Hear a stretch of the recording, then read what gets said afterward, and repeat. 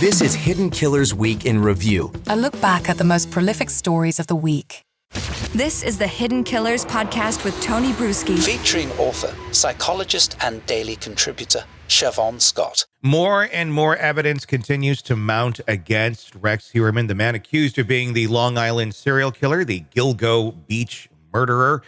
And the evidence and the stories, they all seem to kind of have the same sort of theme. Sex worker somehow gets involved, seeing him, meeting him, either survives or dies. The ones that have survived, some of them are coming out and telling their stories of interaction, and it's never pretty. We have the Taylor, who was a bottle girl at a nightclub, having to interact with him at a home that she was brought back to, and ended up pulling a taser out, trying to get away from him. This was back in 2010, and then we go back to 1994, the story of Mary Poe, who suddenly was shocked to hear a gunshot go off in the car and didn't realize till she escaped that she had been struck in the back of the neck by a bullet from Rex Heuermann. She could have easily been another victim of his. Joining us to discuss this, Siobhan Scott, psychotherapist and author. I mean, a lot of this seems very par for the course for what we know about Rex Heuermann. These women, they have no reason, I would say, to be coming out and sharing these stories now. If anything,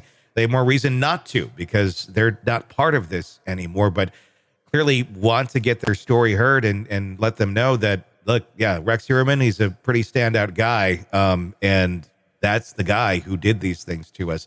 What's your take on these allegations that have come out?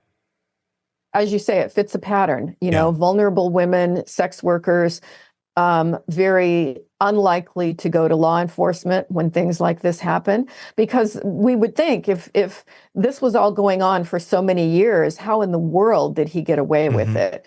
But I think the vulnerable women are less apt to report, and that's horrifying, absolutely horrifying. Yeah, I mean, it's easy to understand the people who were killed. Obviously, that didn't go to law enforcement because they weren't around anymore. And then people involved in that circle not going to go to law enforcement and say, hey, so-and-so was murdered, because, again, the tension then goes on to their deeds and nobody wants to get in trouble for that. But some of these, they survived. They got away from it. But is that it? It was the stigma. It was the, well, if I do say anything, I'm going to get charges thrown at me. Not related to Rex Heuermann, but just because of the life that I'm leading and what's going on. Is that why this culture is so violent and so just horrible for individuals, and why things like this can happen, and why so many women just simply go missing and no one knows anymore, because it's a culture of, you're not going to snitch, you're not going to say anything, and understandably so. Yeah, it is understandable. And so many of these women, I think the ones that go missing, their families have basically written them off and, just sort of cut the ties. And we don't know how many more victims there may be out there. It's just, another one of these awful, awful stories. We've also been hearing about Rex Heuermann getting counseling in prison for his depression. He says he very much misses his wife and his life and all of that.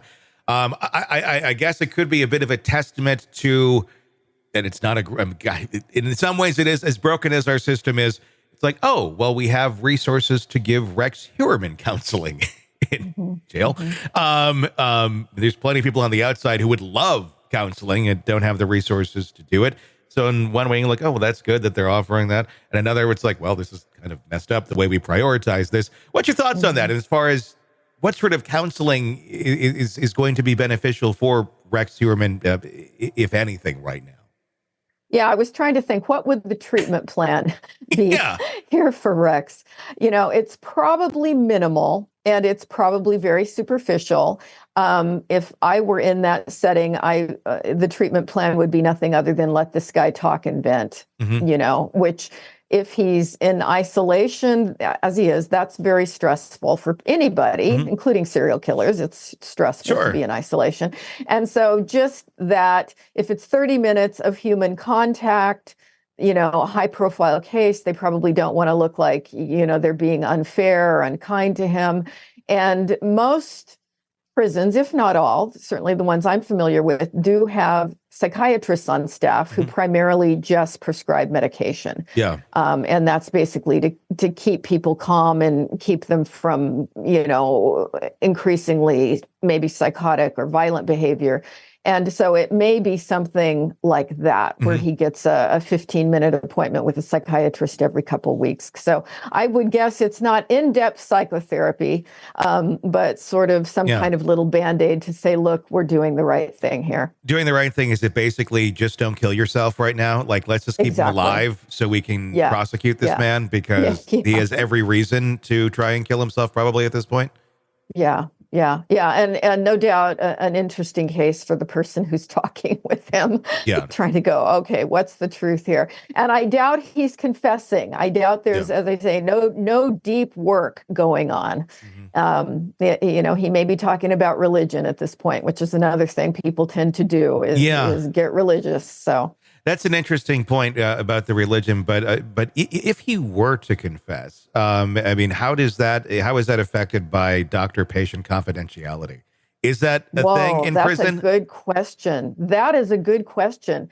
Does HIPAA stand in a prison situation like that? My guess is no, that there may be, and this again is just my speculation.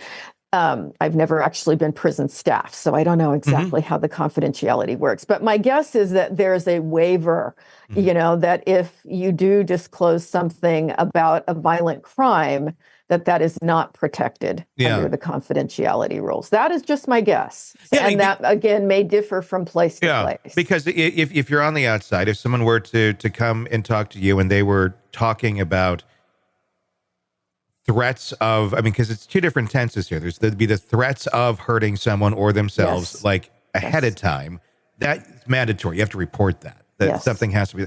But what about after? If somebody comes to you on the outside, they're not, and they haven't been caught or charged with anything, and says, I killed somebody, or I killed, Rex Heuermann's coming to you as a patient and admits all these things to you. Would you, can you report that, or is that violating HIPAA at that point? If it's it's after the crimes were committed and someone. Yeah, how I would look at that is that this person is at risk for doing it again. Okay. Therefore, it would not be protected by HIPAA. Okay. And that's often the case with child molest cases, where someone will come in and confess, if they were saying, I'm thinking about molesting a child, report. Yeah. If they came in saying, I molested a child in the past, but they're not currently molesting a child, they're still at risk. Oh, sure. For molestation. So I would report. Okay. I was curious how that all logistically works. It's a good question. It's a good question. Yeah. So confidentiality thing and crime is very tricky. But for something like, I embezzled money from a former employer, not reportable. But when it comes to life, that's where harming people. Yep. Very interesting. Want to listen ad-free? Want advanced access to all of our interviews before anyone else? Become a True Crime Today Premium Plus subscriber on Apple Podcasts. You get every episode commercial-free. So you can binge on true crime until you can binge no more. Search True Crime Today Premium Plus on Apple Podcasts now, or go to our podcast page and sign up now. More of the Hidden Killers podcast next.